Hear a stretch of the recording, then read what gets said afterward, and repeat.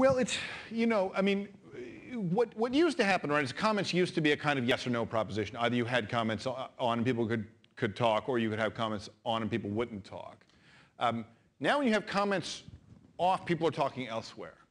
So the first thing to do is to go to Google's advanced search page and do a search for everything that's about your school, but not from your own website, right? So look at that right now, because for most organizations, Google works like a mirror, right? I Google me and I get back a lot of me. Well, this is great, you know.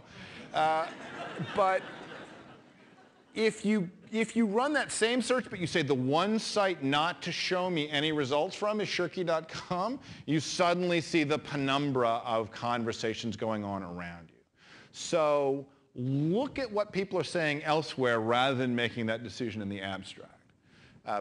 But the second thing is that I think there's a growing understanding that one of the great sources of essentially recruiting value and bona fides is for an organization to put comments, and in some cases even rating and ranking, about its own stuff on its own site. And if you go to hp.com, I was buying one of those little netbooks, and you go to hp.com, right, and they're selling this little VGA converter, this little $30 thing you plug into the side, you can run a big screen, and it's a 1.5 stars. Everybody's like, this thing is awful, right? Don't buy this on HP's own site.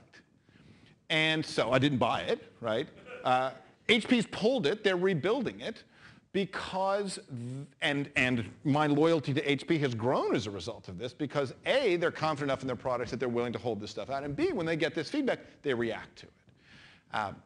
So part of the question is about essentially what your peers are doing, right? If you're in a highly competitive environment, people who are allowing comments on their own site may be getting some advantage, and you have to assess that. And part of it also is, if you got comments that were not, I mean, people actually have learned surprisingly well now to discount kind of trollish comments, right? They mulched their lawn with ground-up baby kittens kind of stuff. That, nobody pays any attention. Nobody pays any attention to that anymore. But if you get serious comments, ask yourself, what's the willingness of leadership to react to those? And the higher that willingness is, the more valuable comments are for everybody. The lower that willingness is, the more dangerous, or the more you have to decide whether to turn comments on.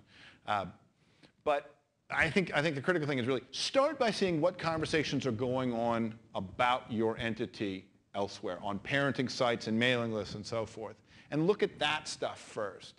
Because this very often turning comments on is a way of preserving the illusion of control, but that, you know, the control is actually already gone. It's really a question of where the conversation is happening, where it's not. All right. So with that, I'll end. I don't want to take us off schedule too much, but thank you all. Thanks very much. Great. Thank you.